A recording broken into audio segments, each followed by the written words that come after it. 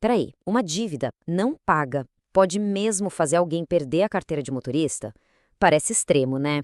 Pois é, uma decisão judicial histórica aqui no Brasil acaba de mexer nessas regras de cobrança de dívidas e a gente vai entender direitinho o que isso significa agora. Pois é, essa é a pergunta que está no centro de tudo. Uma questão que gerou um debate jurídico, olha, gigantesco.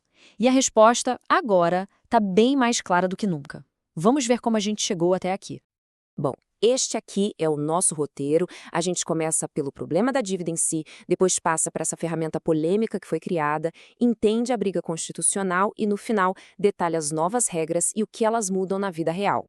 O ponto de partida é um problema super comum na justiça. A pessoa que tem dinheiro para receber, o credor, ganha na justiça, mas na hora do vamos ver, não consegue receber. Isso porque os métodos de sempre, tipo bloquear bens, muitas vezes simplesmente não funcionam.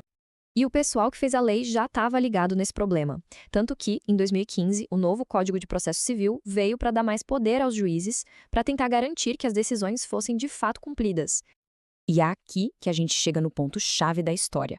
O artigo 139 desse código trouxe uma novidade, as chamadas medidas atípicas. Uma solução super poderosa, mas que logo virou um prato cheio para discussão. Mas afinal, o que são essas tais medidas atípicas? Bom, de forma bem simples, são ações de pressão que vão além daquele tradicional bloqueio de conta ou penhora de um carro, por exemplo. A ideia é literalmente coagir o devedor a pagar o que deve. E os exemplos mostram bem o peso da coisa. A gente está falando de restrições que pegam em cheio no dia a dia. Suspender a CNH, apreender o passaporte, até bloquear cartões de crédito. Dá para entender por que essa ferramenta causou tanto alvoroço, né? E aí veio a grande dúvida. Tá, essas ferramentas podem até ser eficazes, mas elas são justas? Elas não estariam passando por cima de direitos fundamentais que estão na Constituição, como o direito de ir e vir? Esse debate levou anos para ser resolvido. Essa linha do tempo ajuda a gente a visualizar a evolução. A lei é de 2015. Em 2023, o STF bateu o martelo e disse que era constitucional. E agora, mais recentemente, o Superior Tribunal de Justiça, o STJ, finalmente botou ordem na casa e definiu regras claras de como usar essa ferramenta. A decisão do Supremo foi um passo importantíssimo. Claro, validou o mecanismo. Só que, ao exigir apenas bom senso, sem dar regras claras, acabou criando um outro problema, a falta de padrão. Cada juiz decidia de um jeito, e isso gerava uma baita insegurança jurídica. E é isso que nos traz ao coração desta análise. Para acabar de vez com essa incerteza, o STJ criou basicamente um manual de instruções. Um manual claro e obrigatório para todos os juízes do país. A palavra mágica aqui, direto da decisão, é cumulativamente. O que isso quer dizer? Que não adianta o juiz cumprir um ou outro requisito. Ele precisa obrigatoriamente seguir todos os critérios que a gente vai ver agora. Então vamos lá, são 4 pontos obrigatórios. Primeiro, a ponderação.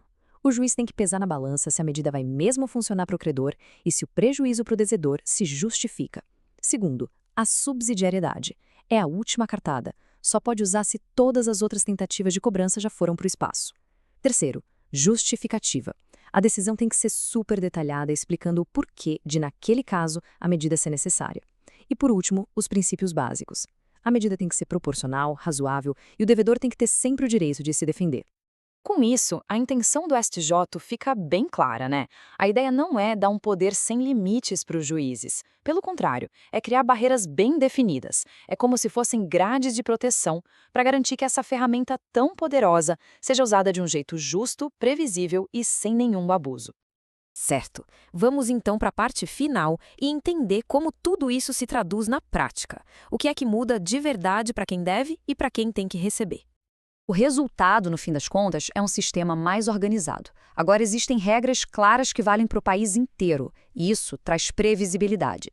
Milhares de processos que estavam parados na justiça só esperando essa definição agora podem voltar a andar. A decisão tenta achar um equilíbrio. De um lado, proteger o devedor de medidas exageradas, e do outro, dar ao credor uma ferramenta que realmente funcione para receber o que é seu por direito. E a gente termina com essa reflexão. O debate sobre essas medidas sempre foi sobre esse equilíbrio delicado. Com as novas regras do STJ, o sistema judicial parece ter encontrado um caminho do meio. A questão que fica no ar é se esse caminho vai ser suficiente para garantir, ao mesmo tempo, a eficácia da justiça e a proteção dos direitos de cada um.